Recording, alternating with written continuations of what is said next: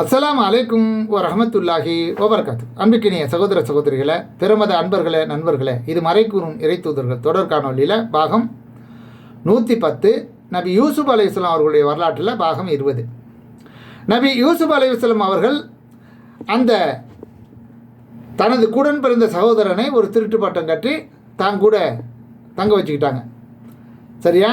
அப்புறம் மற்ற சகோதரர்கள் எல்லாம் என்ன பண்ணுறாங்கன்னு கேட்டால், அதில் மூத்தவர் என்ன பண்ணுறாரு, ஏன்பா இந்த மாதிரி ஒரு விஷயத்தை நான் எந்த மனசோட வந்து நான் தந்தையை சந்திப்பேன், என்னால் முடியாது, அவர் ரொம்ப வயசானவராக இருக்கார், அவங்க ஏற்கனவே நீங்கள் வந்து அத்துமீறி யூசுப் விஷயத்தில் நடந்து கொண்ட தவறுனால் அவங்க மிக வேதனையாக இருக்காங்க, அதனால் இதுக்கு ஒரு முடிவு தெரியல, வரல, நான் வரல, நான் இங்கேயே இருக்கிறேன், நீங்கள் போங்கன்னு சொல்லி தன்னுடைய சகோதரர்களை வந்து என்ன பண்ணுறாங்க. இது வந்து நீங்கள் 12வது அத்தியாயத்தில் 81லேருந்து தொடரலாம்.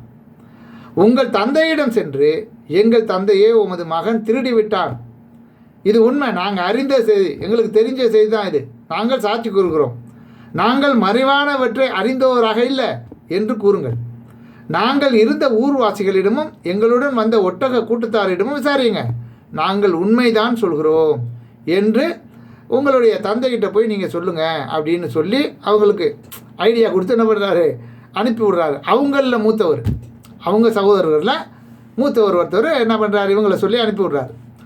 அவர்கள் எல்லாம் என்ன பண்ணுறாங்க, தங்களுடைய தந்தைகிட்ட ஊர் திரும்பின உடனே தந்தையிடம் இதை கூறிய போது, இப்படி ஆயிடுச்சுங்கிறத கூறிய போது, அப்படி அல்ல, என்ன சொல்கிறாங்க யாக்கூப் அலைஹிஸ்ஸலாம், இது உண்மை இல்லை, உங்கள் உள்ளங்கள் ஒரு காரியத்தை செய்ய தூண்டிவிட்டது, எனவே அழகிய பொறுமையை நான் கடைபிடிக்கிறேன், அவர்கள் அனைவரையும் அல்லாஹ் என்னிடம் கொண்டு வந்து சேர்க்கக்கூடும், அவன் அறிந்தவன் ஞானமிக்கவன் என்று அவர்களுடைய தந்தை யாக்கூப் கூறினார். அவர்களை விட்டும் அவர் ஒதுங்கி கொண்டார். யூசுஃபுக்கு ஏற்பட்ட துக்கமே என்றார். கவலையால் அவரது கண்கள் வெளுத்தன. அழுது அவருடைய துக்கத்தை அடக்கிக் கொள்பவராக அவர் இருந்தார்.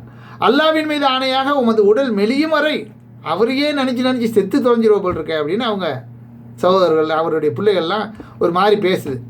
அதுக்கு உடனே யாக்கூப் அலைஹிஸ்ஸலாம் சொல்கிறாங்க, எனது துக்கத்தையும் எனது கவலையும் அல்லாவிடம் நான் முறையிடுகிறேன், நீங்கள் அறியாததை அல்லாவிடமிருந்து நான் அறிகிறேன், உங்களுக்கு என்ன வந்துச்சு அப்படின்னு சொல்லி அவங்க சொல்கிறாங்க.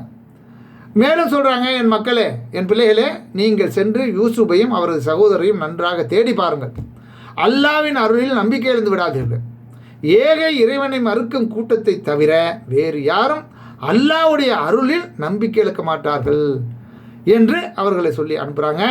அவர்கள் எல்லாம் திரும்பவும் எகிப்துக்கு போகிறாங்க.